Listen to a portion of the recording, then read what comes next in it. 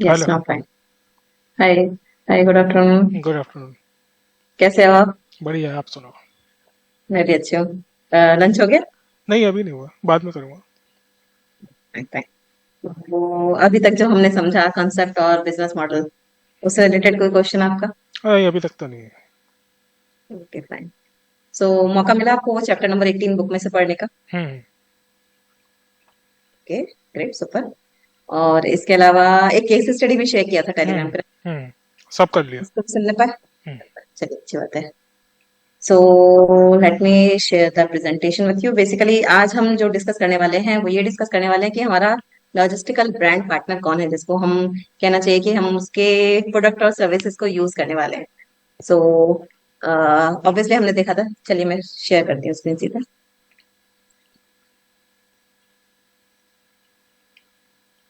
Okay, hope it is visible. Hmm. So obviously जैसा मैंने पहले ही बताया था कि यहाँ पे हमें हर स्टेप पे, at each and every step हमें गाइडेंस मिलेगा। जो पर्सन इस इंडस्ट्री में 15 to 20 ईयर्स का एक्सपीरियंस होल्ड करता है वो हमें गाइडेंस देंगे at each and every place basically. तो उनको पता है कहाँ कहाँ पे डाउनफॉल्स आते हैं, कैसे उनसे ओवरकम करना है, कैसे उनको अवॉइड करना है। सो ये इसका प्लेटफॉर्म का, इस एसोसिएशन का बेस्ट एडवांटेज है कि हमें यहाँ पे गाइडेड एंटरप्रेन्योरशिप के चलते हम हर एक छोटी से छोटी स्टेप किसी के गाइडेंस में लेके, तो वो बहुत ज्यादा बेनिफिशियल होता है, क्योंकि अगर गाइडेंस होती है तो पता है कि हमें क्या करना है क्या नहीं करना है बेसिकली। सो सब कुछ हमारा यहाँ से ही स्टार्ट हुआ था, ESPI। और हमने देखा था कि 90 to 95% पॉपुलेशन जो लेफ्ट साइड में है उसको अगर हमें वो पॉपुलेशन को अगर राइट साइड में शिफ्ट होना है, आना है, तो एक जो बहुत अच्छा ऑप्शन बताया था ऑथर ने, रॉबर्ट टी कियोसाकी ने, दैट इज नेटवर्क मार्केटिंग। सो जो कंसेप्ट है बेसिकली वो नेटवर्क मार्केटिंग है। बट जो बिजनेस इंडस्ट्री है, जो बिजनेस मॉडल है, वो है डायरेक्ट सेलिंग इंडस्ट्री। तो हमने यहाँ पे देखा था नेटवर्किंग कंसेप्ट के अंदर कम पावर और कंपाउंडिंग काम करता है बेसिकली। हमारा एफर्ट, हमारा टाइम, हमारा इनकम, सारी चीजें कंपाउंडिंग इंटरेस्ट के फॉर्म में मल्टीप्लाई होती हैं। और इसी वजह से विवेक बिंद्रा साहब ने भी और रॉबर्ट टी साहब ने भी इसको कंपाउंडिंग इंटरेस्ट को eighth wonder of the world बोला है। और कुछ हमने ये मेटकैफ लॉ भी देखा था, it is a kind of butterfly effect. मतलब हमारा छोटा छोटा एफर्ट जो हम डाल रहे हैं वो भी कंपाउंडिंग, मतलब एफर्ट हमारा इतना ज्यादा कंपाउंडिंग वे में इफेक्ट देता है कि वो बटरफ्लाई इफेक्ट, मतलब बहुत ज्यादा पावरफुल हो जाता है। जैसे कि वो कहा, स्टोरी सुनी थी हमने कि कबूतर जब जाल में फंस गए थे तो उन्होंने सबने साथ में एक साथ अपने पंख फैला के उड़ना शुरू किया, तो वो पंख जाल को भी लेके उड़ गए चले। तो वही है बटरफ्लाई इफेक्ट, कि हम छोटा छोटा एफर्ट डालते हैं बट वो बड़ा हो जाता है जब हम साथ में एज ए टीम काम करते हैं। सो ट्रेडिशनल डिस्ट्रीब्यूशन सिस्टम में हमने देखा था कि क्या क्या होता है, बहुत बड़ा चेन होता है बीच में जो अपना थोड़ा थोड़ा कमीशन रख लेते हैं, और बहुत बड़ा अमाउंट एडवर्टाइजमेंट में भी जाता है। सो इसी चीज को ऑमिट करते हुए जो डायरेक्ट सेलिंग कंसेप्ट है, वहां पे मैन्युफैक्चरर हमें अपॉर्चुनिटी देता है उसी 50 to 60% में कि हम अपना का एंटरप्राइज बिल्ड कर सकते हैं पार्टनरशिप के साथ। तो यहाँ पे वही है कि डिस्ट्रीब्यूशन में ही हमारी अपॉर्चुनिटी है, बिजनेस अपॉर्चुनिटी लाई करता है। सो बेसिकली ये है प्लेटफॉर्म बेस्ड इकोनॉमी। मतलब कि यहाँ पर हमारा, जैसे उबर एक प्लेटफॉर्म है, यहाँ पे हम लोगों ने team of network of taxi driver और उनका टैक्सी जो है उसका नेटवर्क लिया एक तरफ, दूसरी तरफ हमने कंज्यूमर का, यूजर का नेटवर्क लिया, उसको दोनों को आपस में ज्वाइन कर दिया है एक प्लेटफॉर्म प्रोवाइड करके, जो यूबर है। तो आज की डेट में हर कोई इस प्लेटफॉर्म बेस्ड इकोनॉमी को यूज कर रहा है। जैसे जोमेटो है, उसने भी कस्टमर्स को जोड़ दिया है रेस्टोरेंट की चेन के साथ, बेसिकली कहना चाहिए। एक तरफ बहुत सारे रेस्टोरेंट्स हैं और जोमेटो ने वो प्लेटफॉर्म प्रोवाइड करा है कि हम घर पे बैठे ऑनलाइन अपना आराम से ऑर्डर कर सकते हैं खाना। इसी तरह से अमेजोन भी है, इसी तरह से ओयो भी है। सो यहाँ पर हम बेसिकली अपने एक्सपेंडिचर को कन्वर्ट कर रहे हैं इनकम सोर्स में। कैसे? कि जैसे ये कार है बेसिकली, तो ये कार आपके लिए लायबिलिटी है कि एसेट है? लाइबिलिटी। लायबिलिटी है, क्योंकि ये ऑब्वियसली हमसे हर महीने अपना मेंटेनेंस मांगती है। हाँ। तो ये लायबिलिटी लेकिन है ऑब्वियसली। इसमें एक चीज़ ये है कि हम कार को अपने बिजनेस वगैरह में यूज़ करते हैं या ऑफिस जाने के लिए यूज़ करते हैं, तो वहाँ से हमें पैसा मिलता है। तो उस सेंस में ये एक एसेट है। और जाते हुए कुछ ना कुछ रीसेल वैल्यू दे के जाता है, तो पूरी तरह 100% आप इसको लाइबिलिटी नहीं मान सकते। Plus agree. अगर आप एक शौकिया ड्राइवर हो हाँ, और एक अच्छी गाड़ी अगर हम इसको, रखने का पैसा है, आप शौक के तौर पर चलाते हो, तो आपको हाँ एंटरटेनमेंट भी देती है ये, उसकी अपनी। ऑब्वियसली देती है। तो आप ऑब्वियसली देती है, बट साथ, हाँ, लेकिन साथ में बट ये 100 बहुत सारा खर्चा भी मांगती है। 100% अगर बिजनेस पॉइंट ऑफ व्यू से देखें तो ये एक बहुत बड़ी लाइबिलिटी है। हाँ, लेकिन करेक्ट, अगर क्योंकि उसका आप मेंटेनेंस का खर्चा भी होता है, पेट्रोल का खर्चा भी होता है। पर्सनली अगर आप तो देखें, अगर मैं अपना पर्सनल पॉइंट ऑफ व्यू देखूं, तो मैं इस चीज को 100% लाइबिलिटी तो नहीं मानता।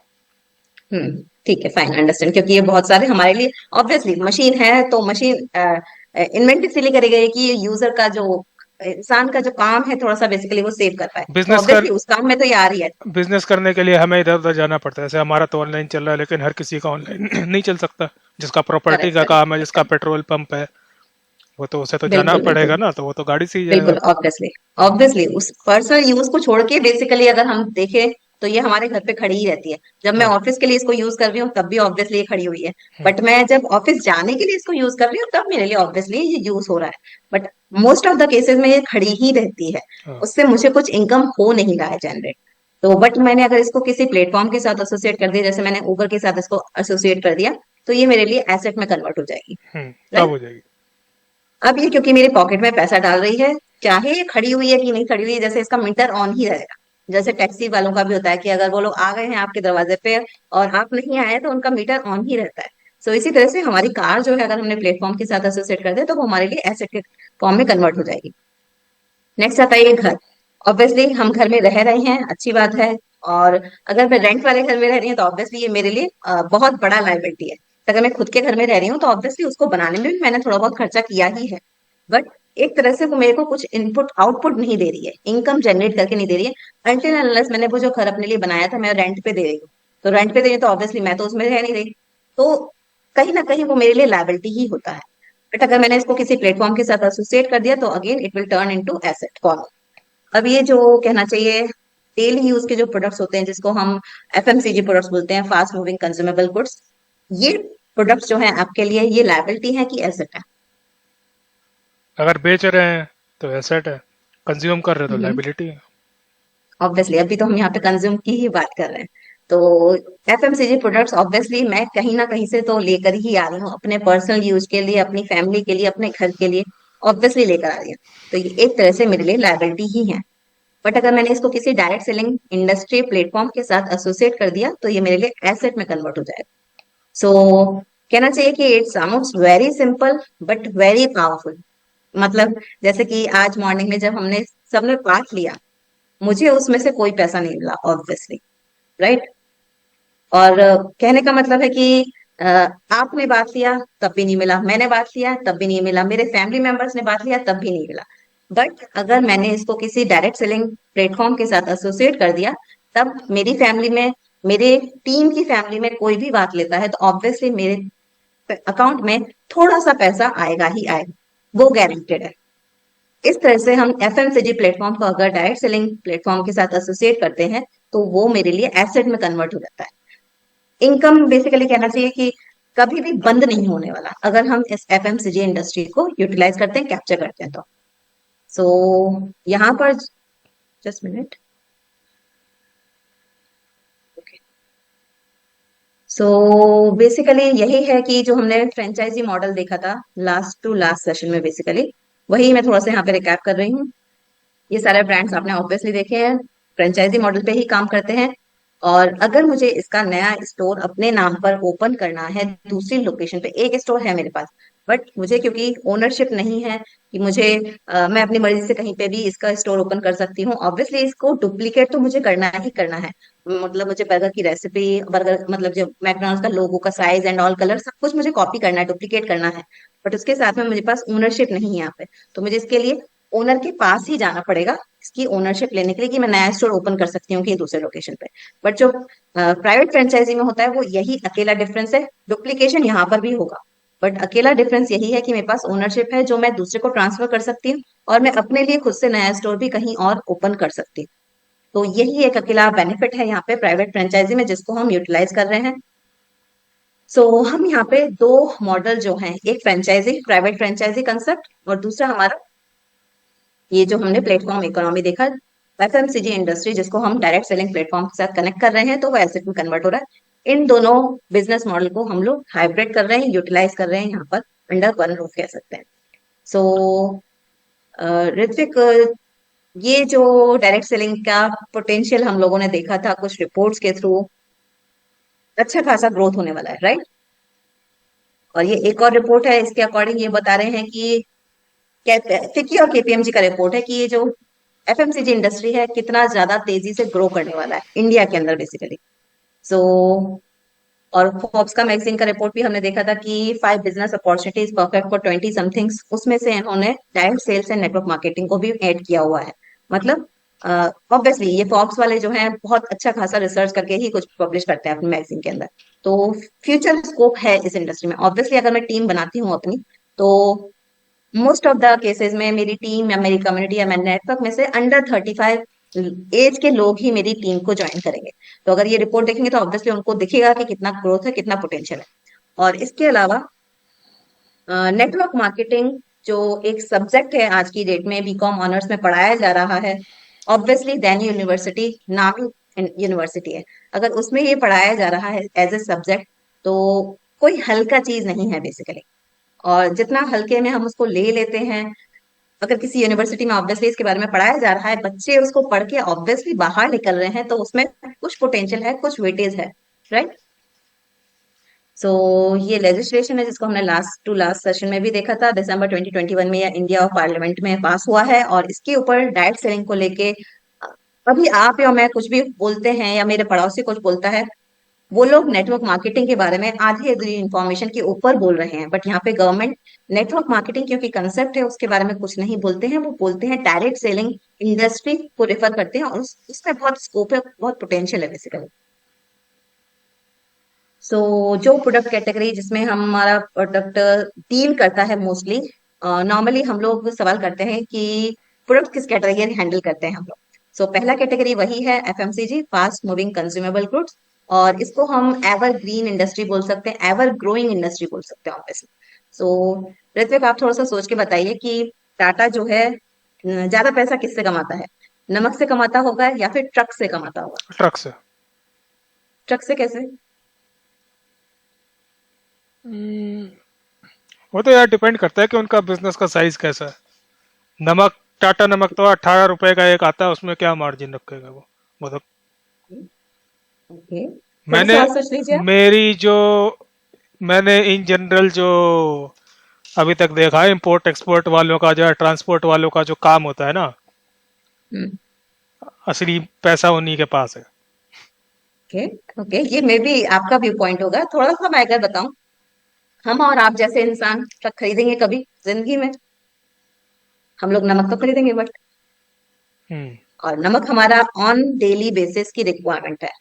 मैं खाना बंद कभी भी नहीं करने वाली हूँ, नमक ऑब्वियसली उसमें यूज होगा ही होगा, करेक्ट। तो इसी वजह से कहना चाहिए, चाहे लॉकडाउन पड़े, रिसेशन आए, ले ऑफ चल रहे हैं, बहुत सारा प्रॉब्लम आ रहा है, ऊपर नीचे हो गया है, आंधी तूफान कुछ भी आया है, मेरा खाना घर पे बनना ही बनना है। और उसमें मुझे ऑब्वियसली नमक की रिक्वायरमेंट रहेगी ही रहेगी, कभी कभी भी बंद नहीं होगी एक्चुअली, राइट।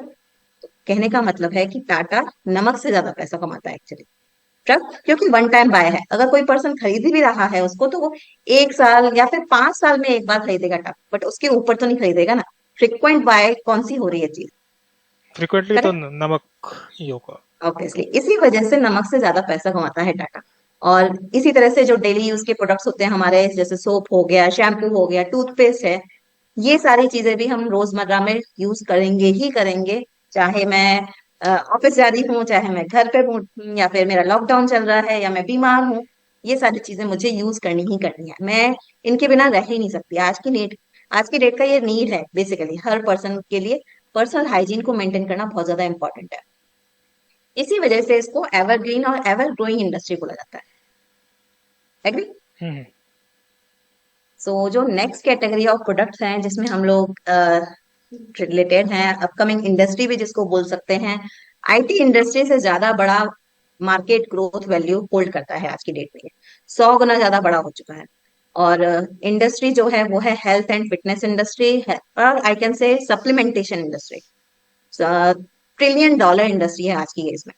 और जैसे आपने कोविड में भी देखा था कि लोग बहुत ज्यादा कॉन्शियस हो गए अपनी हेल्थ को लेके, कोविड के बाद से पर्टिकुलरली। और कोविड में भी आप इस चीज से एग्री करोगे कि दो चीजों ने ही बहुत ज्यादा रैपिड ग्रो किया है। एक है जो भी चीज हमारी ऑनलाइन प्लेटफॉर्म पे अवेलेबल है, ऑनलाइन प्लेटफॉर्म का यूटिलाइजेशन बहुत ज्यादा हुआ है कोविड के बाद। और दूसरा है ये health and fitness industry. So it is being projected it is going to be the $1 trillion industry. और वो ग्राफ बेसिकली कहना चाहिए अभी शुरू हो चुका है। और उसका जो 40% मार्केट शेयर है वो है हेल्थ सप्लीमेंट्स का। सो हेल्थ सप्लीमेंट्स आप समझते हैं क्या होता है? हम्म। प्राइमरली हम जिसको माइक्रो न्यूट्रिएंट बोलते हैं, विटामिन मिनरल्स, ये सारी चीजें। और इंसान को ऑब्वियसली कोविड के बाद पता चल गया है कि ये अगर हम ध्यान नहीं देंगे तो डजेंट मैटर हमारा हम लोग कितने वेल्दी हैं। बेसिकली इम्यूनिटी सिस्टम पूरा हिला दिया था हमारा कोविड ने, राइट? सो आपने ये वाला chapter obviously chapter number 18 book में से रीड किया है। उसके कुछ पॉइंट्स में यहाँ पे हाईलाइट कर रही हूँ। सो the number one reason to get into this platform is for its system of real world education and personal development। यहाँ पर आपका पर्सनल डेवलपमेंट इतना ज्यादा होगा कि आप किसी भी प्रोफेशन में आप जाएं वो हेल्प करेगा ही करेगा। वो कैसे होगा वो आपको धीरे धीरे समझ में आएगा। और training and education system basically यहाँ पे बहुत ज्यादा इंपॉर्टेंट रोल प्ले करता है। जैसे मैंने पहले ही बताया था, जो टीम ईगल्स है वो हमारा ऑनलाइन एजुकेशन सपोर्ट सिस्टम है, एंटरप्राइज पार्टनर है। वही सेम डिफरेंट स्ट्रेटेजीज है, डिफरेंट प्रोग्राम्स हैं, ट्रेनिंग एंड कोचिंग पूरा प्रोवाइड किया जाता है। जिसके कहने मतलब जिसके सहारे ही बेसिकली कह सकते हैं कि हमारा पर्सनली डेवलपमेंट होता है और हम अपना एंटरप्राइज बिल्ड कर पाते हैं। सो डायरेक्ट सेलिंग इंडस्ट्री में बहुत सारे ब्रांड्स हैं, मल्टीपल ब्रांड्स हैं आज की डेट में। 10 से 15 ब्रांड बेसिकली कहना चाहिए सिर्फ रह गए वो जो लॉ पास हुआ था उसके आने की वजह से। पहले तो 400-500 ब्रांड्स हुआ करते थे, बट वो लेजिस्लेशन जो पास हुआ इंडिया की पार्लियामेंट में दिसंबर 2021 में, उसकी वजह से आज की डेट में सिर्फ 10 से 15 ब्रांड बचे हुए हैं। और अगर आपको मौका मिले कि आपको एसोसिएट होना है किसी एक ब्रांड के साथ, तो आप कौन से रैंकिंग का ब्रांड पसंद करेंगे, चूज करेंगे? Second number brand, fifth number brand, ninth number brand, third number brand, और rank number one brand? Number one को ही चूज करेंगे ऑब्वियसली। ऑब्वियसली ऑब्वियसली जैसे हम लोग कॉलेज चूज करते हैं अपने एजुकेशन के लिए, तब हम ट्राई करते हैं कि हमें टॉप मोस्ट कॉलेज में एडमिशन मिले, क्योंकि हर किसी को नंबर वन क्वालिटी ही पसंद आती है। सो थोड़ा सा अगर हम ब्रांड के बारे में सोच सुनते हैं, वर्ल्ड वाइड उसकी क्रेडिबिलिटी क्या है, तो world wide number one direct selling brand partner है वर्ल्ड के अंदर बेसिकली। और 1959 में एस्टेब्लिश हुआ है, मतलब 65 ईयर्स हो चुके हैं मार्केट को, 65 ईयर्स हो चुके हैं मार्केट में। सो 65 साल पुराना ब्रांड है, तो ऑब्वियसली भाग्य नहीं, राइट? क्रेडिबिलिटी है कुछ की, मतलब है, उसका होल्ड है बेसिकली मार्केट के अंदर। और अकेले इंडिया में ऑपरेट नहीं कर रहा है, 110 कंट्रीज में ऑपरेट कर रहा है। और उनका जो टर्नओवर है it is more then 75,000 crore per annum. So 75 R&D centres हैं, मोर देन 950 साइंटिस्ट कंटिन्यूअसली काम कर रहे हैं, and they have their own 450 plus products basically. More than 1100 international patents हैं। पेटेंट्स समझते हैं ना पृथ्वी? कॉपीराइट, मतलब पेटेंट, इसका हाँ। फॉर्मूला, हाँ, इसका फॉर्मूला कॉपी नहीं कर सकता कोई भी। अगर कोई कॉपी करता है और पता चल जाता है तो उस पर ऑब्वियसली लीगल केस हो सकता है। और एक पेटेंट को लेने के लिए कहना चाहिए 15 से 20 करोड़ रुपया खर्चा होता है, और इनके पास तो 1100 इंटरनेशनल पेटेंट्स है, राइट? सो यहाँ पे ध्यान देने वाली बात यह है कि 450 प्लस प्रोडक्ट्स हैं और पेटेंट्स जो है वो 1100 है। इट मीन्स कि सिंगल प्रोडक्ट के ऊपर एटलीस्ट 20 to 25 इंटरनेशनल पेटेंट्स है, राइट? राइट। हम्म। और इसके साथ में इनका खुद का ऑर्गेनिक फार्म है, 6500 एकर्स के लैंड पे फैला हुआ है। और आपको भी ऑलरेडी मालूम होगा कि एक फॉर्म को ऑर्गेनिक बनाने में कम से कम 50-60 साल लग जाते हैं। इतना इजी नहीं होता बेसिकली। और एक और चीज है यहाँ पे ध्यान देने वाली बात, कि आपका अगर रॉ मटेरियल अच्छा नहीं होगा तो ऑब्वियसली आपका जो एंड प्रोडक्ट होगा उसमें भी दम नहीं होगी। तो रॉ मटेरियल को अच्छा होना बहुत बहुत ज्यादा जरूरत है। इसी वजह से इनके खुद के ऑर्गेनिक फॉर्म्स है, सर्टिफाइड ऑर्गेनिक फॉर्म्स है। तो थोड़ा सा अगर इंडिया में इनकी जर्नी को देखते हैं, तो इंडिया के अंदर इसको 25 ईयर्स होने वाला है, मतलब 25 ईयर्स हो चुका है बेसिकली। और सिल्वर जुबली अपनी ये लोग सेलिब्रेट कर रहे हैं।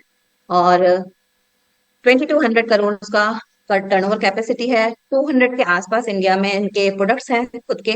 और हर प्रोडक्ट पर आपको 30 डेज 30% यूज करने के बाद भी रिटर्न करने का ऑप्शन है। मीन्स कि कस्टमर सेटिस्फेक्शन का बहुत ज्यादा यहाँ पे ध्यान दिया जाता है।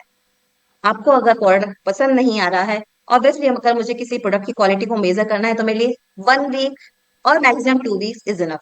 जैसे टूथपेस्ट का एग्जांपल लेते हैं, आप हमेशा जी की शॉप से लेकर आए, आपको पहले दिन उसका टेस्ट कुछ गड़बड़ लगा, दूसरे दिन आपने फिर से ट्राई किया, फिर भी कुछ गड़बड़ लगा, तो आपने सोचा कि मैं उसको जाके रिटर्न कर दूं मिश्रा जी को। It is not possible. पहली बात, वो तो ओपन प्रोडक्ट लेंगे ही लेंगे नहीं। और अगर हम थोड़ा सा तू मैं करते हैं, बहस भी करते हैं, तो वो कहेंगे देखो भैया, आपका अगर प्रोडक्ट सील भी होता तो मैं रिप्लेस करके दे देता कोई और प्रोडक्ट, मैं पैसा तो किसी भी हाल में नहीं देने वाला, राइट। हम्म, बट यहाँ पे ये लोग बोल रहे हैं कि आप 30% भी यूज करके 30 डेज में प्रोडक्ट को रिटर्न कर सकते हो, आपको पूरा पैसा वापस मिल जाएगा एक्सेप्ट जीएसटी। क्योंकि जीएसटी गवर्नमेंट के पास चला जाता है और गवर्नमेंट के पास ऑब्वियसली जो चीज चली जाती है वो वापस नहीं आती। और सारे प्रोडक्ट्स यहाँ पे ट्रिपल ई स्टैंडर्ड फॉलो करते हैं। मीन्स कि इफेक्टिव है, जो बोल रही हैं, जो क्लेम कर रहे हैं वो करता है। इकोनॉमिक है मतलब मेरी पॉकेट के लिए भारी नहीं है, पॉकेट फ्रेंडली है।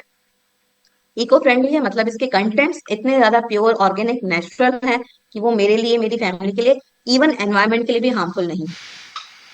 सो क्या देख पा रहे हैं, कौन सा ब्रांड हो सकता है आपके अकॉर्डिंग से? कुछ आइडिया किस ब्रांड के बारे में बात किया जा रहा है?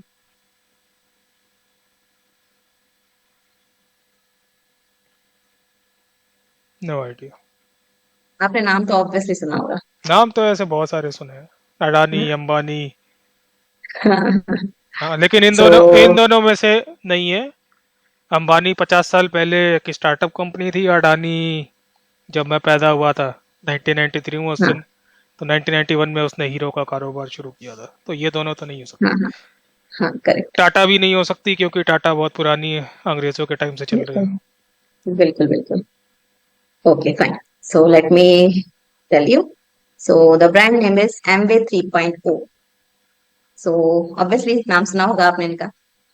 हाँ, नाम तो सुना है, लेकिन आपने मुझे एक टास्क दिया था जिसमें हाँ आपने कहा था कि कौन कौन सी कंपनीज है जिन्होंने फ्रॉड किया, कौन कौन सी कंपनीज हाँ हाँ ऐसी हैं जिन्होंने बढ़िया किया। इसका नाम तो, हाँ। एमवे का नाम तो फ्रॉड में डला हुआ है। वही तो बातें हैं एक्चुअली, क्योंकि जिसका नाम होता है वही बदनाम होता है। इस चीज से तो आप एग्री करोगे, राइट? हाँ, वो तो है, क्योंकि जब आप फेमस हो जाते हो तो आपको बदनाम करने की या टांग खींचने की कोशिश ऑब्वियसली। की जाती है। ऑब्वियसली। यस, तो जो आप ईडी वाले केस की बात कर रहे हो, राइट, उसी की बात कर रहे हैं नहीं, आप? केस नहीं पता। आपने मुझे एक टास्क दिया था जिसमें आपने मुझसे ये कहा था कि आप ये कंपनी पता करके बताओ हाँ हाँ जिसने फ्रॉड किया है। अब हाँ इसका हाँ। नाम उसमें है, और अगर ये अपनी जगह सही है तो लीगल लड़ते या फिर अपने आप को सही साबित करते। हो तो इन्होंने किया नहीं, जहां तक मेरी फिर से इन्फॉर्मेशन। वो सारी चीजें चल रही हैं, आपको कैसे मालूम कि कुछ हो नहीं रहा है? वो सारा चल रहा है, ऐसा तो हो ही नहीं सकता कि वो लोग कुछ करेंगे नहीं। वो बहुत पुराना केस है बेसिकली। और वहां पे भी यही सारी चीजें थी। अगर आप धीरे धीरे चीजों को समझेंगे तो आपको भी क्लैरिटी मिल जाएगी। अगर मैं थोड़ा सा ओवरव्यू बताऊं तो ये 17 से 20 साल पुराना बेसिकली केस है। ऑब्वियसली इन लोगों से वो रिश्वत टाइप की चीज मांगी गई थी, बट ये लोग क्योंकि इस चीज को बिल्कुल भी एंकरेज नहीं करते तो उन्होंने वो रिश्वत दी नहीं थी। और इसी की वजह से उनके ऊपर वो केस चलता जा रहा है, चलता जा रहा है। क्लोज होके वो वापस ओपन हो गया। इसी तरह से बहुत सारी चीजें। और हमारे इंडिया में हर चीज का आपको मालूम है ऑब्वियसली कि वो लोग तिल का ताड़ किस तरह से बनाते हैं, और इसमें राइट। एम्बे का नाम तो मैंने सुना एक्चुअली। मैं पहले एक कंपनी में काम करता था, केएमजी में, इधर गुड़गांव में ही है। उनकी पार्टनर कंपनी है, मतलब क्लाइंट है बेसिकली। ओके।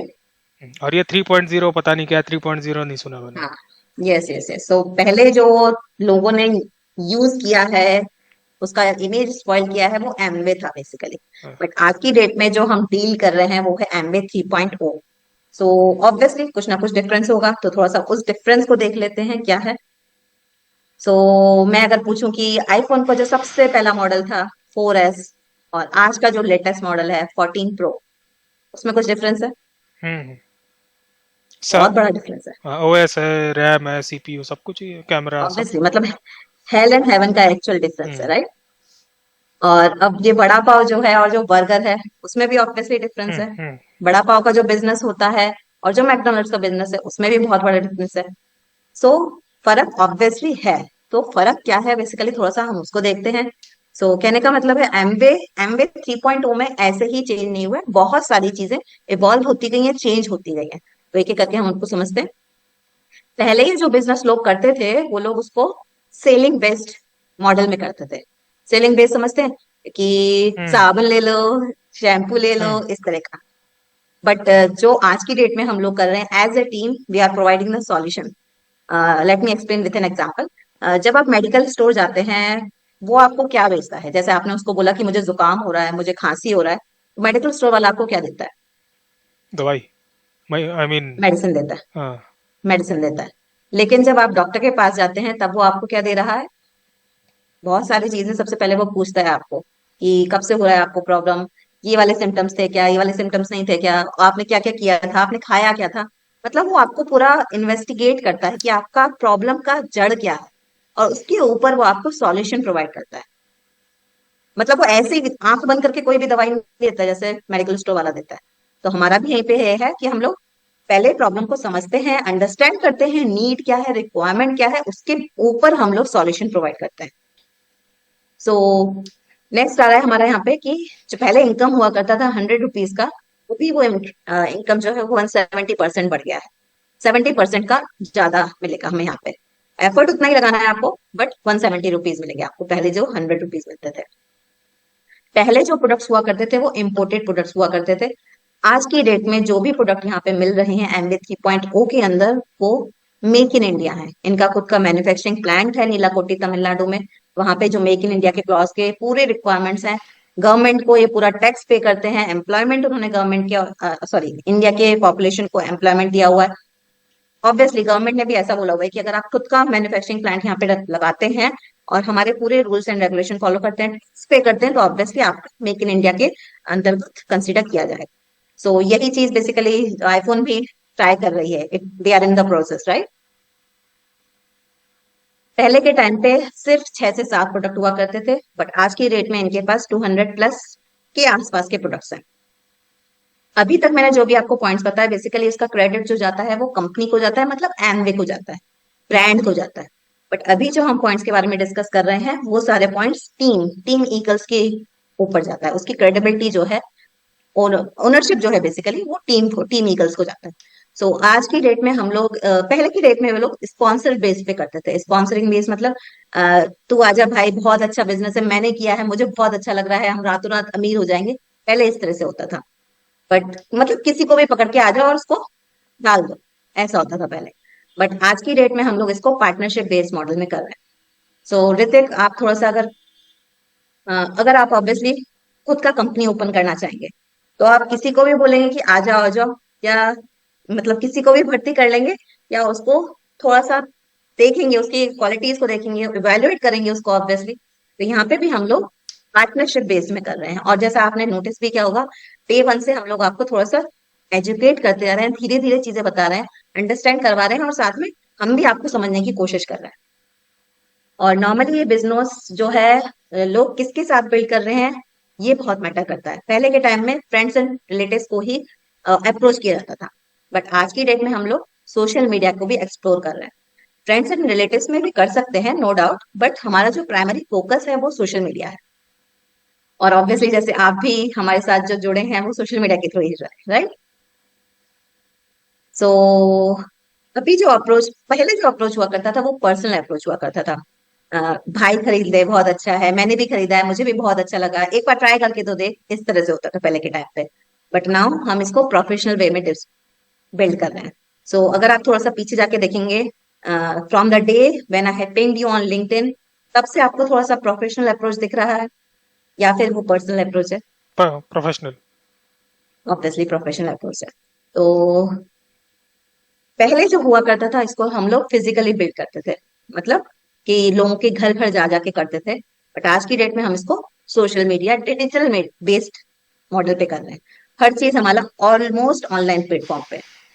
ऑब्वियसली हमारा फिजिकल भी होता है, बट 90% 80% हमारा जो है वो डिजिटल बेस्ड है। पहले के टाइम पे इसको पुश अप्रोच किया जाता था, मतलब कि फोर्सफुली हम लोग लोगों के पीछे पीछे भागते थे, जबरदस्ती पीछे पड़ते थे, बहुत ज्यादा परेशान करते थे कहना चाहिए। इसी वजह से इसका जो इमेज है थोड़ा सा लोगों के दिमाग में, पुराना वाला इमेज जो है वो बहुत ज्यादा गंदा हो रखा है। इमेज जो स्पॉइल था वो बेसिकली वो इसी वजह से हुआ था, क्योंकि लोगों ने गलत तरीके से उसको बिल्ड किया था। बट आज की डेट में हम लोग इसको पुल अप्रोच में करते हैं। सो अगर आप थोड़ा सा ध्यान देंगे तो from the day one, first day की मीटिंग से आपको थोड़ा सा क्यूरियोसिटी हर मीटिंग के बाद आपको फील होता होगा कि हम्म। आगे क्या है, नेक्स्ट क्या है। तो यही है पुल अप्रोच, और इसी तरह से हमारा हर स्ट्रेटेजी में पुल अप्रोच है। हम लोग दूसरों के पीछे भागते नहीं है, हम खुद अट्रैक्ट करते हैं लोगों को एक्चुअली। और वो क्या है, कैसे है, किस तरह की स्ट्रेटेजी है, क्या फॉलो कर रहे हैं हम लोग, वो आपको धीरे धीरे समझ में आएगा जैसे जैसे आप हमारे साथ आगे बढ़ेंगे। सो प्राइमरी डिफरेंस यही है एमवे और एमवे 3.0 में। हमारा टीम का कैरेक्टरिस्टिक जैसे मैंने बताया, फिफ्थ पॉइंट से हमारा टीम का खुद का स्ट्रेटेजी है। उसके ऊपर के जो 4 पॉइंट्स है वो क्रेडिबिलिटी हो जाता है, वो ब्रांड हो जाता है।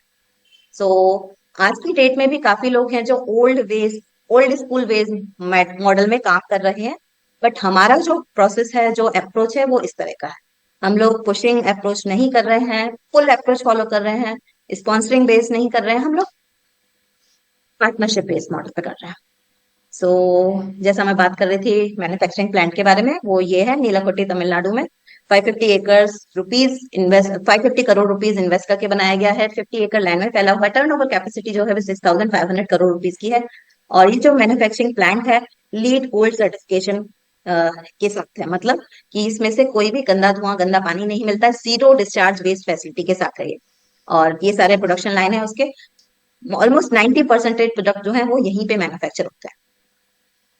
सो ऑब्वियसली हम लोग एफएमसीजी और वेलनेस इंडस्ट्री को कैपिटलाइज कर रहे हैं। ये डिफरेंट डिफरेंट ब्रांड्स हैं यहाँ पे। और there is something called IDSA, Indian direct selling association, which is affiliated to World Federation of Direct Selling Association, and Amway is founding member in this. So ये आप आराम से ओपन प्लेटफॉर्म पे available है, सर्च करेंगे तो आपको मिल जाएगा वहां पर। सो ऋत्विक, अगर हमारा पीएम यूएस जाते हैं और वहां पर टॉप 20 एमएनसी के सीईओ को मिलते हैं, और उनमें से एक सीईओ एमवे का है, तो आप इसको किस तरह से देखेंगे?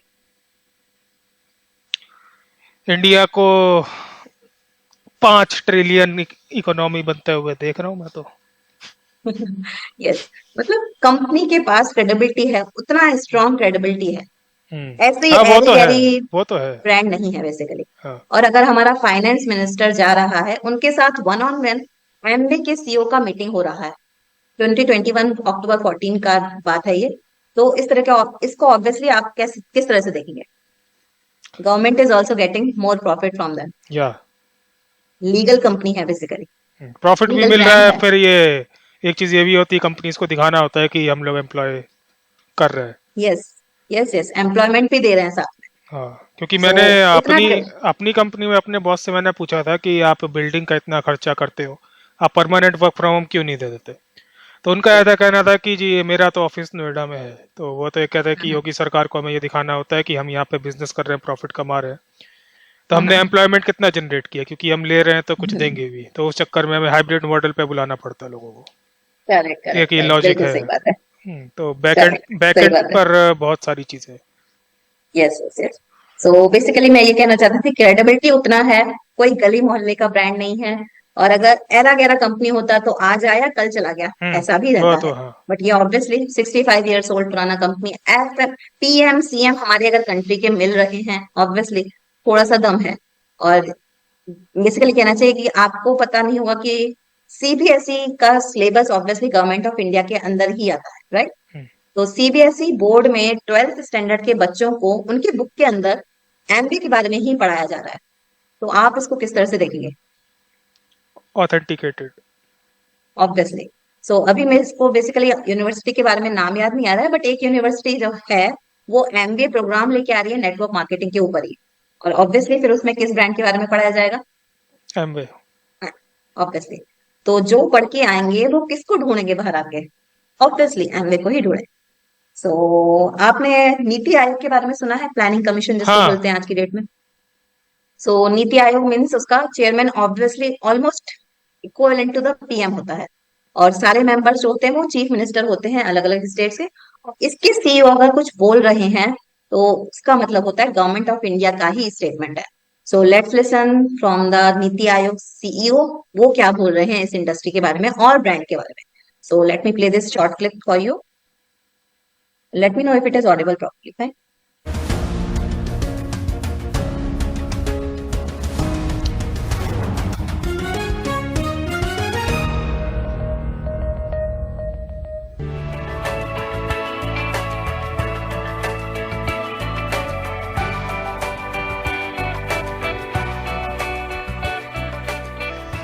Privilege for me to be here in the midst of all of you. Great pleasure because I've been closely associated with all of you in the direct selling industry. My belief always has been that the direct selling industry adds hugely to economic activity. It is a major driver of India's growth, and that it provides the economic impetus to any more than anything else. And the key challenge for India is really about growth with jobs. So if you are not able to create jobs, then we'll be in deep problems. And therefore, jobs are very, very critical. And this industry creates jobs. And so while we are growing at 7.6%, we need to grow at 9 to 10% per annum for 3 decades or more to be able to create jobs for a very young population. We are passing through a window of demographic transition which rarely happens in history. Our population is very young. You know, the biggest social and economic transition that is taking place across the world is the fact that the population in Europe and America is getting older and older. The population in India is getting younger and younger, and it will keep getting younger till 2040.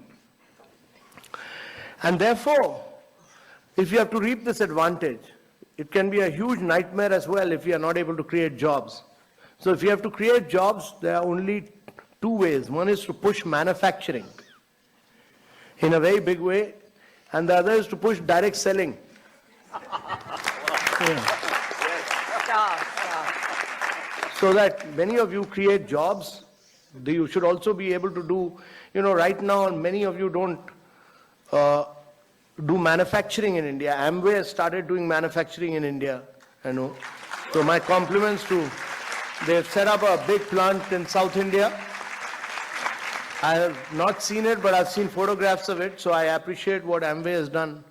But each one of the companies must start doing manufacturing in India. If you're going to sell, you know, while we have brought systems, we've brought discipline, we've brought guidelines, we've done this, we drafted this long time back. It took Ministry of Consumer Affairs some time, but they finally issued those guidelines. So there's now everybody in government accepts that there are Government of India guidelines, clear guidelines. How you people are an integral part of now, that has given respectability. Earlier, you people were, you know, many states, Kerala, West Bengal, many of you were seen as people who were doing chit funds. You are not doing chit funds. You know, you are doing a very respectable profession. You are economic drivers of growth for India. So we respect that. And that has now been recognized. That has now been recognized that you are, government has by issuing these guidelines clearly recognized that you are major players of India's economy, that you significantly contribute to India's economy, that you are adding to India's growth and wealth, and that you are creating jobs. And therefore, getting out with these guidelines were very important. And these guidelines have now been given to different states to realize that you are important players in India's economy, and every state will respect these guidelines because they've been issued by Government of India. But as we go along, I think we'll probably work towards a legislation which will clearly spell out what is direct selling. So we'll work towards that. सो ये जो legislation की बात कर रहे हैं, basically ये video जो है, जो क्लिप है, ये थोड़ा सा पुराना है। वो वीडियो उस लेजिस्लेशन के पास होने के पहले का है। इस वजह से वो 2021 बोल रहे हैं कि 2021 का होगा। हाँ हाँ, इसीलिए वो बोल रहे हैं कि लेजिस्लेशन पास होने वाला है। सो ऑब्वियसली इन्होंने भी बोला we are not doing the chit fund, economical driver हैं बेसिकली हम लोग। सो कैसा लगा आपको ये सुन के? अच्छा लगा, लेकिन इसका पहले जो इनके हेड थे वो 2014 के आसपास जब मोदी सरकार आई थी, तब मेरे ख्याल से मोंटेक सिंह आलूवालिया थे। हाँ, तो अभी शायद बदल गए हैं क्या? हाँ, मैंने अभी तो चेंज हो गया। मैंने तो यस यस, अभी चेंज हो हमेशा उन्हीं का ही नाम सुना था। गया। हाँ हाँ हाँ, हाँ, तो उन्होंने अभी चेंज हो गया। मोदी जी को बताया था कि कांग्रेस की जो सरकार थी उनमें क्या क्या काफी सारी कमियां थी उनके टाइम पे। Correct correct correct. सो अभी थोड़ा सा इनकम कैसे आता है डिटेल में हम लोग डिस्कस नहीं करेंगे, बट थोड़ा सा ओवरव्यू अगर देखा जाए तो इनकम पॉसिबिलिटी क्या है वो देख लेते हैं, समझ लेते हैं। जिस तरह से जॉब में बेसिकली प्रमोशंस होते हैं, डाइजेशन होते हैं, यहाँ पर भी रियल टाइम बिजनेस में वॉल्यूम के ऊपर आपका अचीवमेंट लेवल डिसाइड होता है। सो डिफरेंट अचीवमेंट लेवल्स है। फर्स्ट जो अचीवमेंट लेवल है वो है फाउंडर्स प्लेटिनम। और यहाँ पे इस लेवल पर आपको पहुंचने के बाद 12 to 18 lakhs, अगर हम ये जो एक्सक्लूडिंग पार्ट दिख रहा है इसको भी इंक्लूड कर लेंगे तो वो हमारा जो पैकेज बनेगा अराउंड 1 लाख पर एनम का, वो बनेगा 12 to 18 lakhs का। अगर हमारा लेवल होता है, हम रीच करते हैं फाउंडर्स एमरेट लेवल को, तो हमारा जो पैकेज बनेगा it will be around 40 to 50 lakhs का, इंक्लूडिंग दिस एक्सक्लूडिंग पार्ट। अगर हम रीच करते हैं एग्जीक्यूटिव डायमंड लेवल पर, so it goes around 1.13 crore to 1.15 crore, अगर हम ये एक्सक्लूडिंग वाला पोर्शन ऐड करेंगे तो।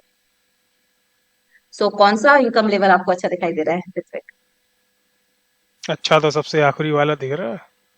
ऑब्वियसली। सो कुछ लोग हमें यहाँ पे क्वेश्चन पूछते हैं कि कितने दिन में, हम कितने साल में ये फर्स्ट वाला लेवल अचीव कर सकते हैं। Hmm. So let me tell you, this is not a job, this is a business. Totally depends on your commitment, your determination, आप कितना एफर्ट डाल रहे हैं। So based on that average अगर थोड़ा सा देखा जाए तो पर्सन 5 से 6 साल में भी इस फर्स्ट लेवल को अचीव करते हैं। कुछ लोगों के लिए वो 1 से 2 साल में भी पॉसिबल हो जाता है। और इस तरह से पर्सन टू पर्सन बहुत ज्यादा डिपेंड करता है कि आप कितना ज्यादा डिटरमाइंड हैं, कितना ज्यादा कमिटेड हैं, कितना ज्यादा एफर्ट डाल रहे हैं। सो अगर 1 करोड़ प्लस का पैसिव इनकम हम बना पाएंगे, ऑब्वियसली कैसा रहेगा? बिलीव हो पा रहा है आपको? जॉब, नहीं, कोई अपॉर्चुनिटी आज की डेट में इतना पैसिव इनकम में रिटर्न हमें दे सकती है? नहीं, पैसिव में तो नहीं दे सकती, बट मैं आईटी में काम करता हूँ।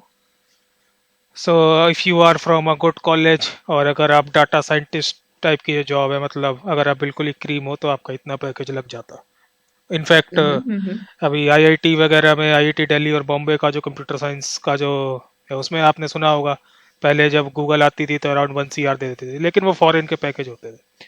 तो आप हम्म। ले वो तो वहां जाके डॉलर्स में कन्वर्ट हो जाता है। लेकिन इंडिया में भी करेक्ट। एक दो कैंडिडेट्स हैं जिनको मैं सोशल मीडिया के थ्रू जानता हूँ, जिनका 1 CR चल रहा है। बट इसका एक ड्रॉबैक है बहुत बड़ा। वो ये कि हमारे पास इनकम टैक्स के स्लैब आए थे, तो उसमें अराउंड बिल्कुल 40% आपका टैक्स डिडक्शन है। बिल्कुल। सारी सेविंग्स करने के बाद 33। सो अगर आप 1.13 आपने फिगर डाला हुआ है, लेकिन राउंड फिगर में आप 1 CR मान के चलो, तो वन करेक्ट। 1 CR में से आप 33 आप सीधे माइनस करो तो कितना आता ऑब्वियसली है? ऑब्वियसली। 67 आता मेरे ख्याल से। बिल्कुल हाँ, बिल्कुल तो बिल्कुल। एक्चुअल जो आपके हाथ में आएगा वो 67 आएगा। तो हाँ, अराउंड 5 लाख a मंथ आप मान लो। टैक्स में डाल रहे हाँ, इसके अलावा और भी कुछ जॉब्स होती है, जैसे आप एयरलाइंस में अगर कैप्टन हो, तो हैं। इंडिगो की एक कैप्टन। बट इस इन हाँ, सारी चीजों में हमारे पास स्ट्रेस लेवल भी बहुत ज्यादा रहता है। हाँ, या आप राइट। अगर आप मर्चेंट नेवी में किसी शिपिंग कंपनी में कैप्टन हो, हाँ तो हाँ। आप तो तो मैंने आपको होपफुली बताया था कि जो हमारे मेंटर ऑफ द मेंटर हैं वो इंडियन नेवी के ही रिटायर्ड हैं। हम्म, ऑब्वियसली अगर वो वो ये चीज कर रहे हैं। इंडियन इंडियन नेवी तो डिफेंस वाली है। हाँ। मैं मर्चेंट नेवी की बात कर रहा हूँ। ओके ओके, हाँ, फाइन फाइन। आपने जब बट मैं ट्रक का जो एग्जांपल दिया था ना, तो एक्चुअली इंपोर्ट हाँ एक्सपोर्ट में मैंने देखा है। हाँ हाँ हाँ। बिकॉज आप एयरलाइन इंडस्ट्री को देखो, 90% जो ट्रांसपोर्ट होता है ह्यूमंस का, वो एयरलाइन इंडस्ट्री करती है, वो हमेशा घाटे में ही चलती है। जितना भी करेक्ट। जितना भी लॉजिस्टिक्स का मूवमेंट है वो शिप से होता है, और आज तक आपने हम्म। कभी नहीं देखा होगा शिप की शिपिंग कंपनी बंद हो गई घाटे की वजह से। और बिल्कुल अगर बिल्कुल आप बिल्कुल मैं इंडियन रेलवे का एग्जांपल देता हूँ, तो जो पैसेंजर सर्विस है वो नो प्रॉफिट नो लॉस पे चल रही है।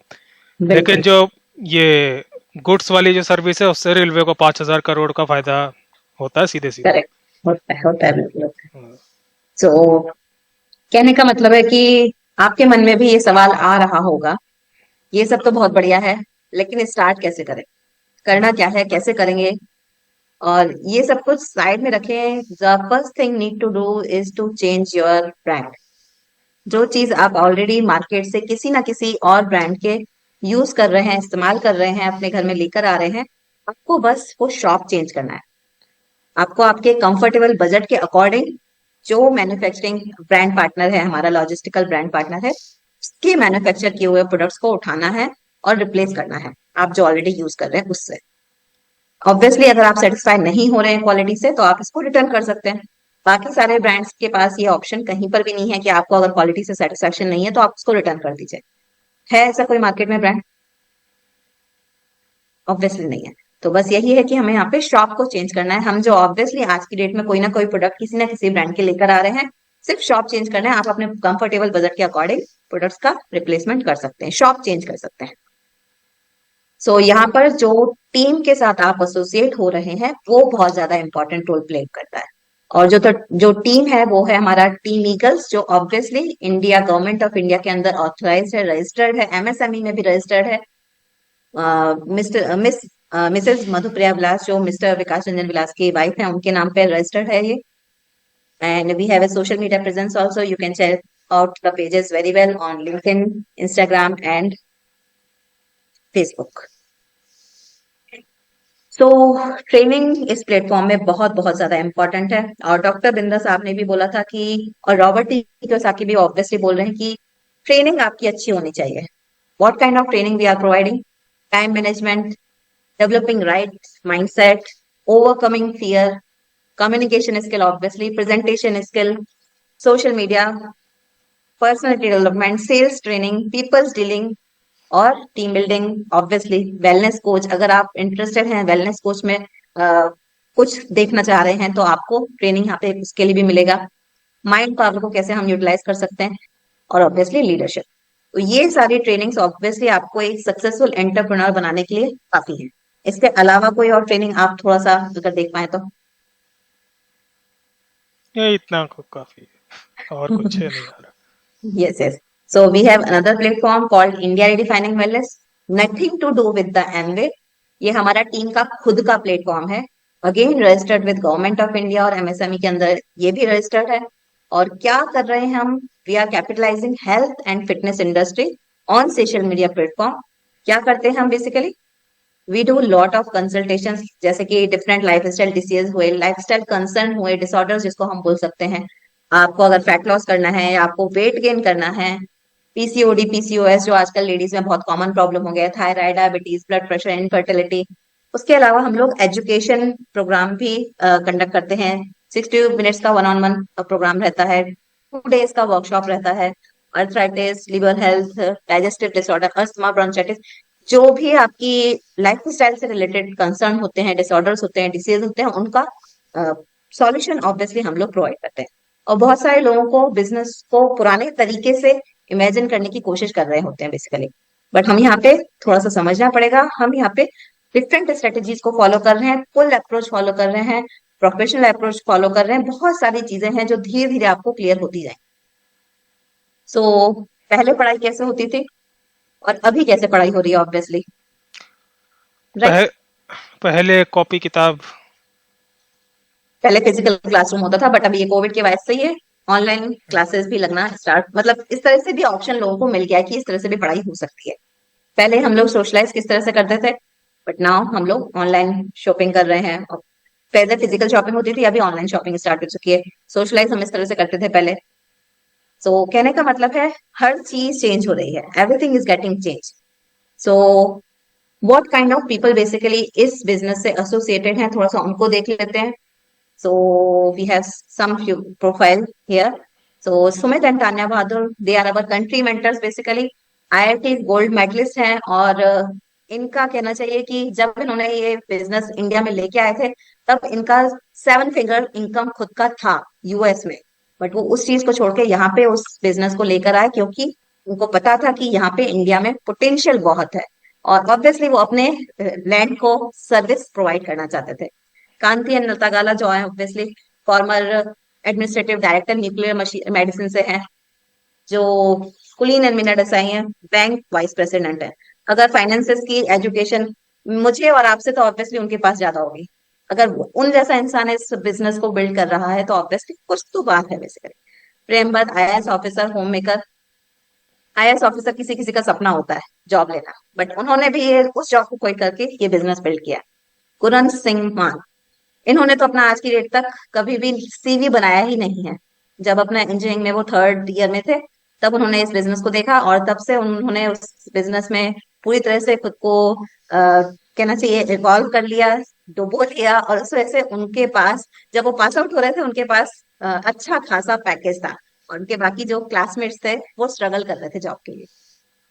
फिर हैं हमारे Harish and Hema, scientist, scientific officer and homemaker. Sujit and Kajal Ajmani, IIT gold medallist and software consultant. Mahesh and Kiran Dubey, ये जो हैं बिजनेसमैन और होम मेकर हैं। ये 10th फेल है बेसिकली, और जब इन्होंने ये बिजनेस ज्वाइन किया था, इनके पास लाखों करोड़ों का लोन था, बेसिकली कर्जा था।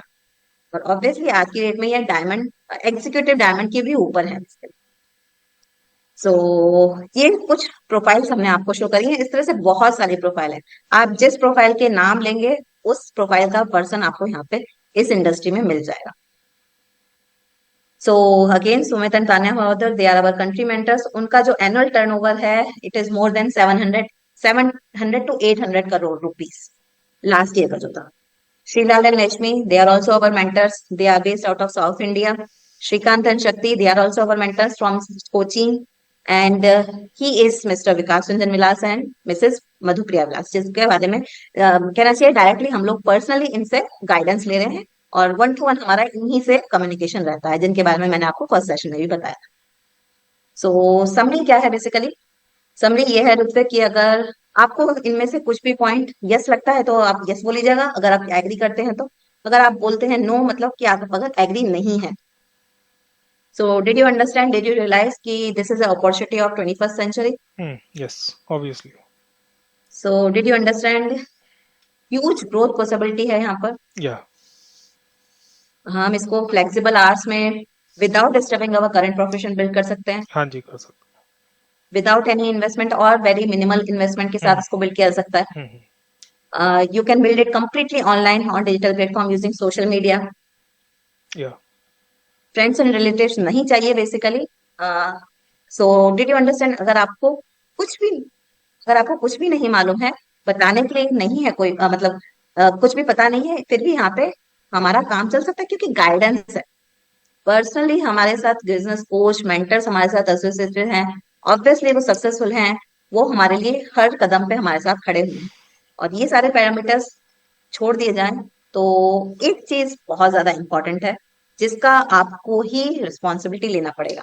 आपका इंटरेस्ट क्या है, आपका वाई क्या है, आपका रीजन क्या है, बेसिकली आप करना क्यों चाहते हो इस एसोसिएशन के साथ, इस बिजनेस अपॉर्चुनिटी के साथ जुड़ना क्यों चाहते हो, ये आपका खुद का होगा।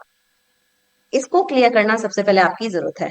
आपकी गुड हेल्थ भी हो सकती है, टाइम फ्रीडम भी हो सकती है, डेब्ट फ्री लाइफ भी हो सकती है, बच्चों के लिए लेगेसी छोड़ के जाना है, वेकेशन बहुत ज्यादा पसंद है आपको, बहुत बड़ा घर चाहिए, आलीशान कार चाहिए, लाखों करोड़ों रुपए चाहिए, इस तरह से कुछ भी आपका रीजन हो सकता है। बट वो जो रीजन होगा वो सिर्फ आपका रीजन, और वो क्लियर होना चाहिए बेसिकली। सो नॉर्मली जो रीजन होता है, इन्हीं में से कुछ कुछ होता है जो मैं यहाँ पे मेंशन कर रही हूँ। सो व्हेन वी अंडरस्टैंड हमें क्यों करना है, उसके बाद आता है क्या चाहिए, कैसे करना है। सो अभी तक हमने देखा व्हाट, और वाई जो है ऑब्वियसली आपका क्लियर होना चाहिए। और अब हम आगे चलेंगे हाउ, करेंगे कैसे, एग्जैक्टली हम लोग करेंगे किस तरह से। तो अभी तक जो हमारा चल रहा था वो फेज 1 था। अभी हम हाउ फेज 2 में देखेंगे कि हम प्रैक्टिकली कर किस तरह से रहे हैं, रियल टाइम में बेसिकली हम कैसे कर रहे हैं। तो वो हमारा आएगा हाउ पार्ट में, जो हम जिसको रेफर करते हैं फेज 2। और it is a kind of living relationship, I can से। और लिविंग रिलेशनशिप समझते हैं ना, वहां पे हम एक दूसरे को थोड़ा सा समझते हैं शादी करने से पहले, क्योंकि डिवोर्स ऑब्वियसली बहुत भारी चीज होती है।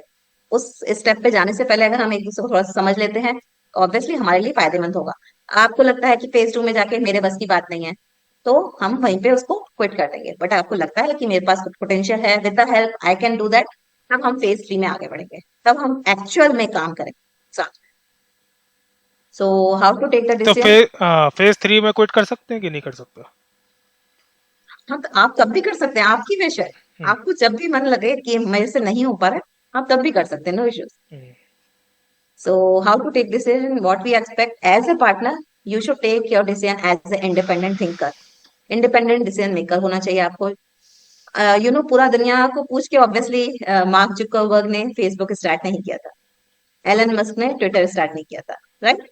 सो उनका अगर तो एडवाइस, मार्क जकरबर्ग का अपना खुद का प्रोजेक्ट था, क्योंकि जो लोग अच्छे कॉलेज से पढ़ते हैं, मैंने ये चीज़ नोट करी है, मैं तो टीयर 3 कॉलेज से हूँ, तो वहाँ पे तो बच्चों का ये रहता था कि बस पेपर पास करो पीछा छोड़ो। लेकिन हमारे टीयर 3 कॉलेज में भी लोग जो है वो थर्ड ईयर से ही एक दो लोग थे जो कंपनीज के साथ एसोसिएट हो गए थे और उनके साथ फ्री में काम करते थे, और बाद में जब तक वो पास आउट हुए तब तक उनका काफ़ी अच्छा पैकेज लग गया था, क्योंकि वो इंडस्ट्री में काम कर चुके थे। तो मार्क जकरबर्ग करेक्ट। ऐसा एक सोशल मीडिया प्लेटफॉर्म बना रहा था जिससे वो सिर्फ अपने 2 हॉस्टल्स के लोगों को कनेक्ट कर सके। लेकिन फिर वो कॉन्सेप्ट इतना ज़्यादा चला कि अब वो करेक्ट। पूरी दुनिया में फैला है, लेकिन अभी उसका ड्रॉबैक ये है कि वो फेसबुक अब फेल हो गया, अब इंस्टाग्राम चल रहा है। हाँ, बिल्कुल बिल्कुल सही बात है। अब सो फेसबुक पे कहने का मतलब, हाँ, जो है स्कैम चल रहे हैं, पता नहीं क्या हो रहा है। हाँ, करेक्ट करेक्ट करेक्ट, बिल्कुल बहुत ज्यादा हो रहा होता है ये चीज। सो कहने का मतलब है कि अगर आपको एडवाइस लेनी भी है तो करेक्ट सोर्स को ध्यान में रखना बहुत इंपॉर्टेंट है। और ऑब्वियसली ओवर थिंकिंग स्पॉइल करता है, ज्यादा सोचेंगे तो ऑब्वियसली नेगेटिव थॉट्स हमारे दिमाग में ज्यादा घूमते रहते हैं, तो ओवर थिंकिंग को इस थोड़ा सा स्टॉप करना है। हाँ, इस लाइन में ओवर थिंकिंग तब होती जब कुछ पैसा इन्वेस्ट करते हैं। इन्वेस्टमेंट तो कुछ हाँ, है नहीं, तो अगर कुछ correct. At the end of the day अगर मुझे कुछ भी नहीं मिला तो लर्निंग मिलेगी, ये तो। सो कैसे होगा, क्या होगा, मैं नहीं कर पाया तो क्या होगा, lot of people basically overthinking ही डूब जाते हैं। और लास्ट में, if at all you have any doubt, queries, be transparent with that. अगर आप पूछेंगे नहीं तो ऑब्वियसली हमें पता नहीं चलेगा, राइट? अच्छा, मैंने तो आपसे बी ट्रांसपेरेंट। हाँ, फेज 3 में क्विट करने का पूछा था, लेकिन जैसे मेरे पास अभी जैसे कंपनी में प्रोजेक्ट का काम थोड़ा ज़्यादा आया हुआ है, और हाँ आपने हाँ बोला था कि पर वीक आपको 10 to 20 आवर्स देने हैं। हाँ हाँ तो हाँ। अगर हम इस चीज़ को थोड़ा कम कर ले, लेट्स से कि मैं किसी मेरे पास 3 से 4 महीने का एक पैच आता है जिसमें मैं वीक में 5 ही घंटे दे पा रहा हूँ, टोटल मिला के इंक्लूडिंग वीकेंड, तो वो चीज़ चलेगी या फिर 20 आवर्स कंपलसरी करना ही करना है? एक्चुअली कहना चाहिए कि प्रोसेस जो है ना वो थोड़ा सा फिर लंबा हो जाएगा। जो लोग होते हैं, एक ये जो हम एक्सपेक्ट कर रहे हैं फेज 2, काफी लोग होते हैं जो 1 घंटे 1 महीने में ही खत्म कर देते हैं, बट क्योंकि आपके पास टाइम कम है तो वो थोड़ा सा लंबा हो जाएगा पीरियड, मे बी 2 मंथ्स लेंगे आप। वो होगा तो ऑब्वियसली टोटली आपके ऊपर ही डिपेंड है, बट आप किस तरह से उस चीज को परफॉर्म कर रहे हैं, कितना टाइम दे रहे हैं, वो आपके ऊपर है। हम्म। तो अगर आप चाहें तो आप कर सकते हैं। और कहने का मतलब कि जो हमारी सीट पे बैठा है ना, उसके आगे वही है बेसिकली, होल सोल करता करता करना उसी को है। अगर आपने डिसाइड किया कि मुझे करना है तो आप कहीं ना कहीं से वो टाइम निकाल लेंगे। जैसे कि अगर मुझे आज मार्केट जाना है बट मेरे पास टाइम नहीं है, बट फिर भी मैं कहीं से 1 घंटा निकालने का ट्राई कर ही लूँ, बट कभी ना अगर मैं चाहती हूँ तो। कभी कभार ऐसा हो जाता है ना कि वो 1 घंटा भी नहीं निकाल पाते, कभी कभार हो जाता है ऐसा। तो वही है, देखते जाइए आप, धीरे धीरे आपको और क्लैरिटी मिलती जाएगी कैसे चलते हैं कैसे नहीं चलते हैं। और ऑब्वियसली हमारे मेंटर के साथ आपका क्वेश्चन आंसर सेशन होगा, तब भी आपके पास कोई क्वेश्चन होते हैं तो आप वहां पे भी उनको शूट आउट कर सकते हैं। और ऑब्वियसली उनके साथ अगर आप कनेक्ट होंगे तो ऑब्वियसली आपका थोड़ा सा बहुत ज्यादा क्लैरिटी मिलेगी कि किस तरह से हम लोग कर रहे हैं, कैसे कर रहे हैं। हाँ, मेरा मेन जो एरिया ऑफ कन्फ्लिक्ट रहेगा वो यही रहेगा कि कंपनी का जो मेरा काम है, जहाँ मैं आईटी में जिस कंपनी में काम कर रहा हूँ, वहाँ और यहाँ का टाइम कैसे हम्म। मैनेज होगा।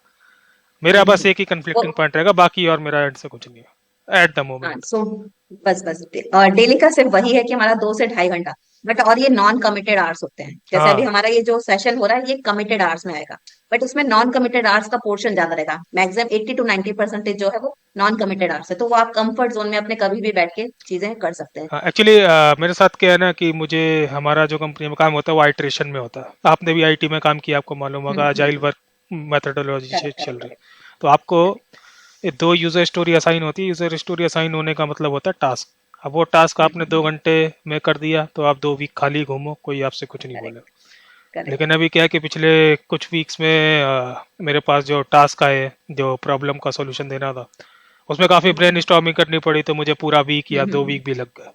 तो आई कैन नॉट प्रेडिक्ट कि कंपनी मेरे पास कब कौन सी चीज़ कितनी बिल्कुल कॉम्प्लेक्स बिल्कुल, आएगी और सॉल्व करके देनी पड़ेगी मुझे। Understand understand. सैटरडे संडे आपका वर्किंग रहता है क्या? ना, सैटरडे संडे तो मैं ऑफ पे रहता हूँ, लेकिन और भी काम है, जैसे हाँ मतलब जिम वगैरह जाता हूँ तो अच्छा खासा हाँ टाइम हाँ वहाँ पे भी हाँ चला जाता है। 2 घंटे तो चाहिए चाहिए। बट वही है कि जब अगर आप चाहेंगे तो आप मैनेज कर सकते हैं, हाँ, वीकेंड पे तो अगर आप चाहिए। मिल जाएगा। वीकेंड पे तो खाली हाँ, रहता। कभी कभार होता है कोई कि नहीं, जब प्रोडक्शन पे काम करना होता है सैटरडे संडे, उसके लिए कॉम्प ऑफ मिल जाता है। तो वो अगर इंसान चाहेगा तो वो कुछ भी कर सकता है, हाँ, बस मैं तो अभी ये आप बताना चाहूंगी। आपने कल टेलीग्राम में ये जो सेशन भेजा है मुझे, वो आपने भी सुना होगा। तो उन्होंने तो ऐसे मैनेज किया था क्योंकि वो यूएस में बैंक में काम कर रहे थे। हाँ तो हाँ उन्होंने तो एक फार्मूला दे दिया कि रात को 1 घंटा देर से सो, सुबह 1 घंटा देर जल्दी उठो। हाँ, जल्दी उठ जाओ, हाँ। हाँ, लेकिन मेरे साथ भी मतलब नींद कम कर पाना थोड़ा मुश्किल है। बिकॉज मैं हाँ, वो सबके साथ ही रहता है। आपको एक अपना एग्जांपल देता हूँ। मैं 1 साल कोटा में तैयारी कर रहा था आईआईटी की। तो वहाँ पे कई कई लोग थे जिन्होंने ज़बरदस्ती अपनी जो नींद है वो कंप्रेस कर करके 4 घंटे तक ले आए थे। मैंने अपनी जो स्लीप है वो 8 घंटे से 7 घंटे करने की कोशिश की, बहुत हार्ड वर्क के बाद। तो मैं बाकी जो 8 घंटे की स्लीप के बाद जो मैं जितना मैं कर पा रहा था, तो 7 घंटे की स्लीप के बाद वो भी बर्बाद हो गया था। तो मेरा वो एक्सपीरियंस, मतलब 6 घंटे सो और बाकी सारे टाइम काम करते रहो, ये वाली चीज़ मेरी फेल हो गई थी जब मैं जेई के लिए प्रिपेयर कर रहा था। तो मैंने कहा कि चाहे कुछ भी हो जाए, चाहे मेरा इंजीनियरिंग छोड़नी पड़ जाए, लेकिन मैं अपना 8 घंटे की पूरी नींद तो लूंगा। अदरवाइज जो मैं काम कर पा रहा हूँ 8 घंटे की नींद के साथ, अब वो भी बर्बाद हो जाएगा। ऑब्वियसली स्लीप इज हाँ वेरी इंपॉर्टेंट, क्योंकि हाँ हमारी बॉडी रिकवर होती है, रिपेयर होती है उस टाइम पे। हाँ। सो तो पॉसिबल है, अगर आप चाहेंगे तो सब कुछ चीजें पॉसिबल है बेसिकली। हाँ और अगर नहीं है आपके पास सॉल्यूशन, नो इश्यूज, हम लोग जब क्वेश्चन आंसर सेशन में बैठेंगे तब आप जो विकास जी हैं उनसे क्वेश्चन पुट अप करिएगा कि मैं ये चीज पे कैसे काम कर सकता हूँ। क्योंकि 15-20 ईयर्स का एक्सपीरियंस है उनके पास, पीपल्स डीलिंग स्किल, जो हर तरह के प्रॉब्लम्स होते हैं वो उनके पास ऑलरेडी पता है कि क्या कैसे क्या मैनेज किया जा सकता है बेसिकली। मैं भी बहुत सारी चीजें उनसे पूछती हूँ कैसे क्या किया जाए। So he is the right person I can say. So आगे बढ़ते हैं। आगे बढ़ते हैं। 1 मिनट, हमारी मीटिंग तो बस टूट। थोड़ा सा ही बचा है एक्चुअली। अच्छा अच्छा। हाँ, मेरा ऑफिस शुरू हो गया ना एक्चुअली, इसलिए आप कर लो कर लो। कितना टाइम बस लगेगा? 1 और 2 स्लाइड्स बचे हैं बस। हाँ हाँ, ऑफिस। तो बेसिकली मुझे कुछ डिफिकल्टीज दिखी थी जो मैं यहाँ पे मेंशन कर रही हूँ, कि how to build a team, time management कैसे होगा, जैसे आपने ऑलरेडी पुट किया है question, fear of dealing with people, selling किस तरह से करूंगा। तो ये कुछ प्रॉब्लम्स मुझे बहुत फेस हुए थे जो मैंने वहां पे विकास जी को डायरेक्टली शूट किए थे। तो उन्होंने मुझे कुछ कुछ सॉल्यूशंस दिए थे कि आपको अभी बिजनेस ऑफर हम कर ही नहीं रहे हैं, you just need to start with being a consumer, profit making consumer जो था बेसिकली। सिर्फ आपको आपकी शॉप चेंज करनी है, कोई भी कमिटमेंट नहीं है यहाँ पे, आपकी लाइफ स्टाइल में आपकी रूटीन में कोई भी चेंज नहीं होने वाला है। सिर्फ आपको प्रोडक्ट्स को यूज करके देखना है कि आप, आपका डिसीजन है कि नहीं, कि आप करना चाहते हैं कि नहीं, based on the product uses experience, products को एक्सपीरियंस करके देखिए। और साथ में हम आपको कुछ कुछ केस स्टडी, जैसे मैंने एक केस स्टडी आपको शेयर की थी पहले, उस तरह से हम आपको केस स्टडी शेयर करेंगे। उससे हमारा आपका, उस तरह से हमारा थोड़ा सा, मेरी आवाज आ रही है आपको? हाँ हाँ, अरे। हाँ, उस तरह से हमारा कहना चाहिए कि थोड़ा सा माइंडसेट बिल्ड होगा कि मैं कर सकता हूँ कि नहीं कर सकता हूँ। वो केस स्टडी आपको इस तरह से हेल्प करेंगी। और ऐसे ही 1 to 1 हमारे थोड़े थोड़े वीकली कुछ कुछ सेशंस होते हैं, टीम बेसिस पे कह लीजिए या 1 on 1 कह लीजिए। तो इसी तरह से बेसिकली आपका स्टार्टिंग होगा। और टीम कैसे बिल्ड होगी, क्लाइंट कैसे बिल्ड होंगे, at this moment initial phase में वो टीम का रेस्पॉन्सिबिलिटी रहेगा, टीम ईगल्स का रेस्पॉन्सिबिलिटी रहेगा। तो एक लेवल पे पहुंचने के बाद जो फाउंडर्स प्लेटिनम जो फर्स्ट लेवल था, उस लेवल पे पहुंचने के बाद एमवे कुछ रिवॉर्ड्स देता है, जिनमें से ये फॉरेन ट्रिप्स भी होती हैं। तो विकास जी प्रिया मैम के साथ कुछ काफी सारी लोकेशंस पे गए हैं एमवे की तरफ से। एक भी पैसा खुद की तरफ से खर्चा नहीं करना है, 5 days 6 nights का वैकेशन टूर होता है। तो कौन कौन सी जगह पे उन्होंने घूमा है वो सारी चीजें, पिक्चर्स हैं यहाँ पे। सो बेसिकली कहना चाहिए कि हम लोग कोई नई चीज स्टार्ट क्यों नहीं करते। डर डर जाते हैं पहले ही। Correct, fear of failure basically, क्योंकि मैंने जैसे पहले बोला कि हमारे दिमाग में फेलियर ही सबसे पहले आता है, नेगेटिव ही सबसे पहले आता है।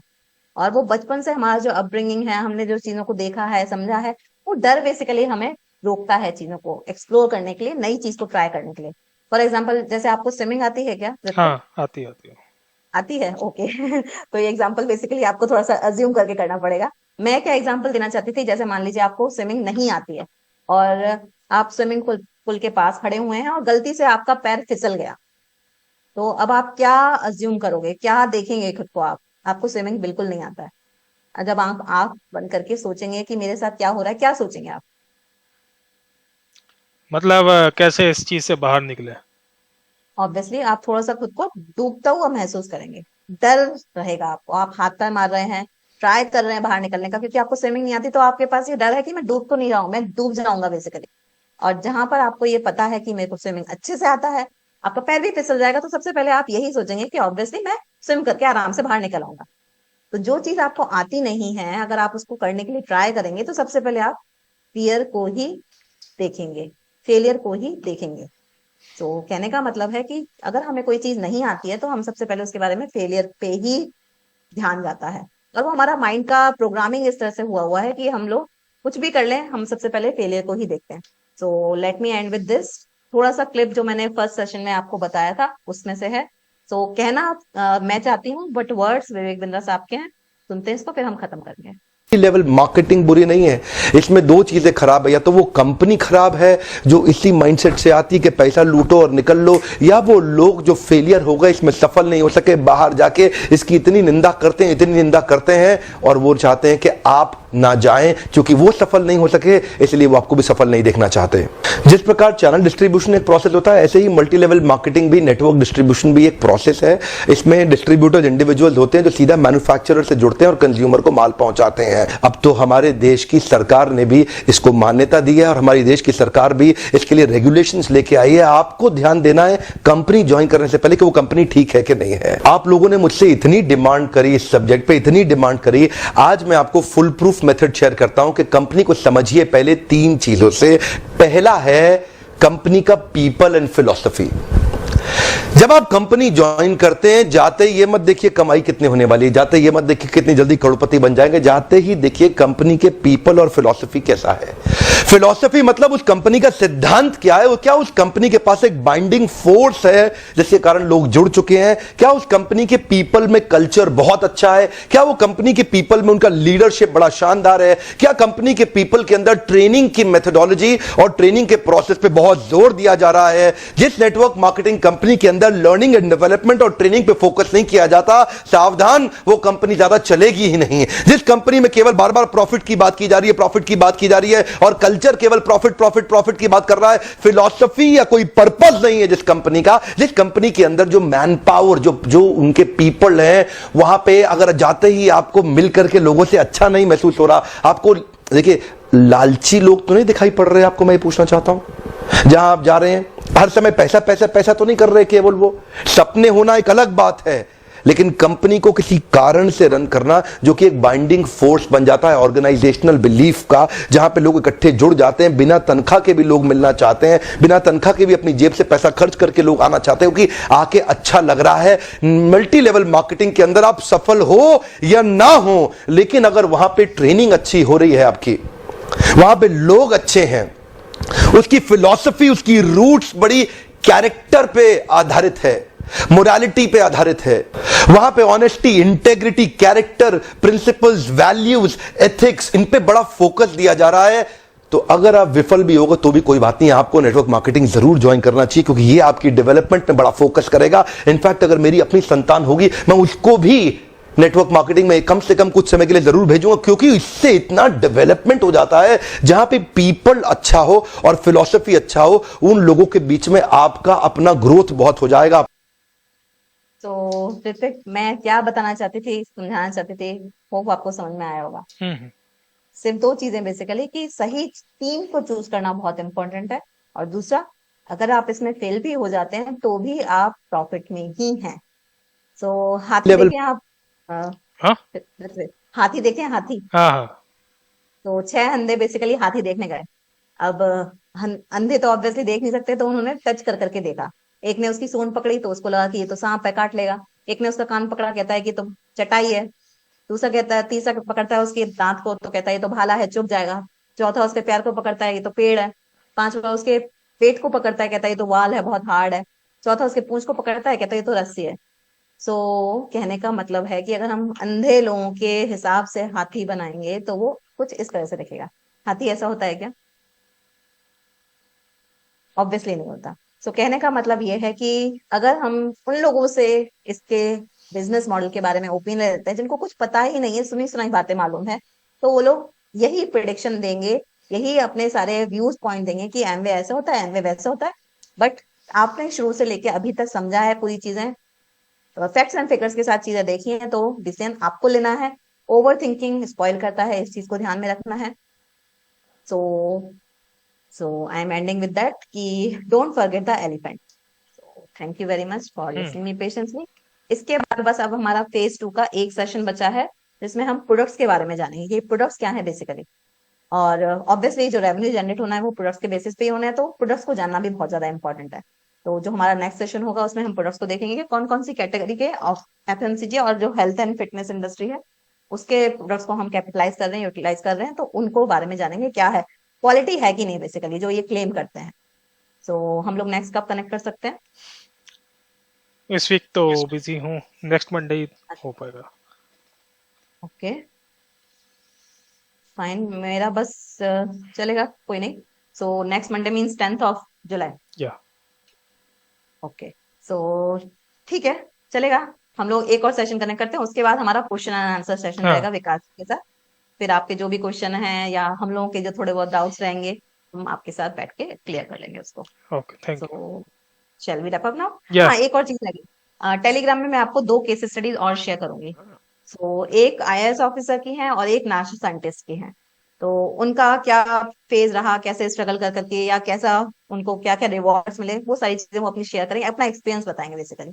तो वो केस स्टडीज भी सुन लीजिएगा। 1 वीक में तो ऑब्वियसली हो जाएगा, राइट? हाँ। चलिए फिर, ओके।